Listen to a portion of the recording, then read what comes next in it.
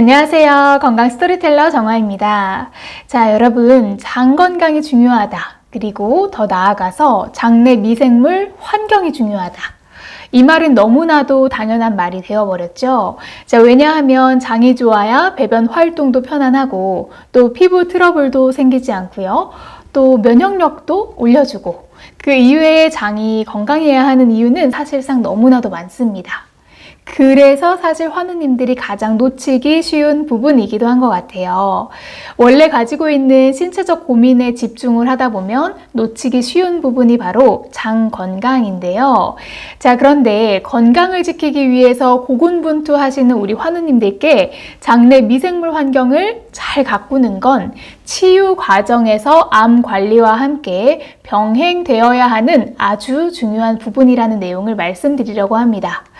단순히 장이 건강해야 질병에 걸리지 않는다라는 내용에서 더 나아가서 암 종양과 장에 대한 연관성에 초점을 두고 이야기를 다뤄볼까 하는데요. 얼마 전에 제가 의학 저널을 보다가 장내 미생물의 변화가 면역 조절 이상으로 이어져서 만성염증과 종양의 발달을 촉진한다라는 내용을 보았습니다. 장내균의 종류에는요, 유익균, 유해균, 중간균으로 크게 나눌 수가 있는데 건강한 장이라고 한다면 유익균이 우세한 상태로 장내 미생물의 환경이 균형을 잘 이루는 것을 의미를 합니다.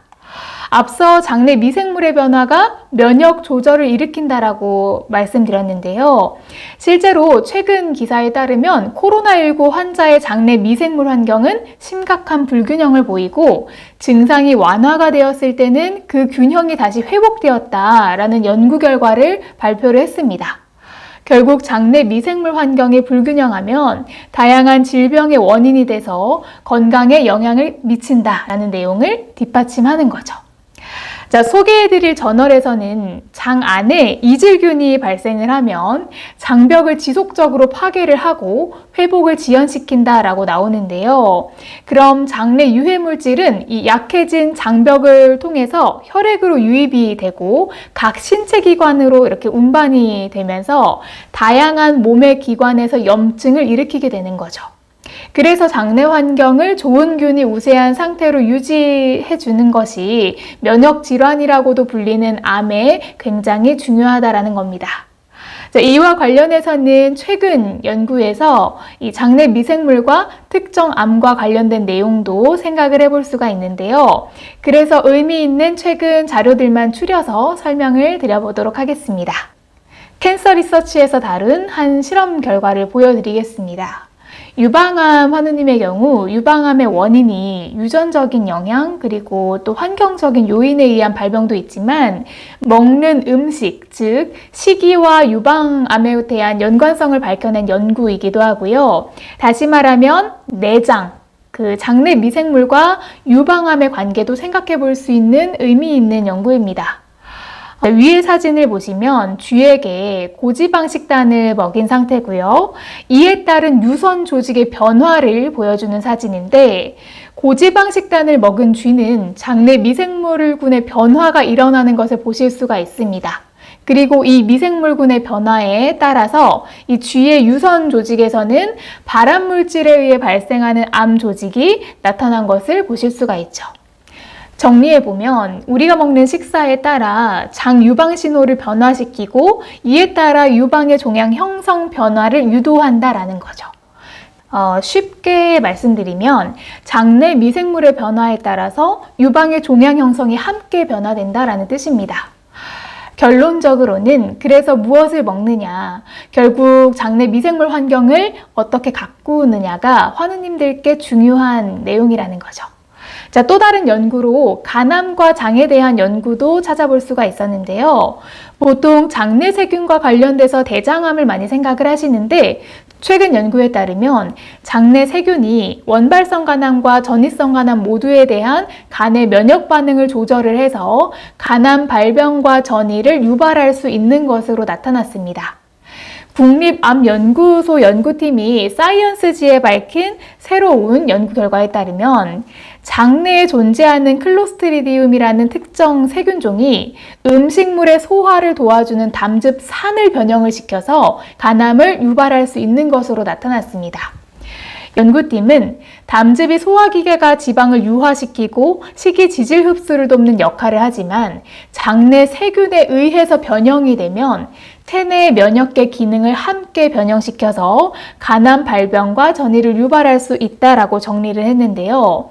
이 외에도 최근에는 장내 미생물이 전립선암의 성장을 촉진시킨다라는 연구 결과도 있고, 암이라고 하는 건 면역 질환이라고 하는데 이 장이 인체 면역의 70%를 차지하는 만큼 암 발병과 장 건강과 관련된 연구 결과가 많이 존재합니다.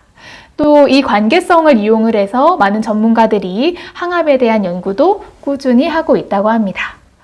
자, 먹는 음식이 곧 자신이다라는 말이 있잖아요. 가끔 장 건강을 위해서 맛있는 음식은 포기해야 한다라고 극단적으로 낙담하시는 분들이 계시고, 또 매번 스트레스를 받으면서 어떻게 골라 먹나 이렇게 고민하시는 분들도 계실 것 같아요. 자, 하지만 특히 면역 질환을 가지신 분들은 조금만 관심 가지고 찾아보시면 이 건강하고 맛있는 대체 음식들이 정말 많이 있거든요.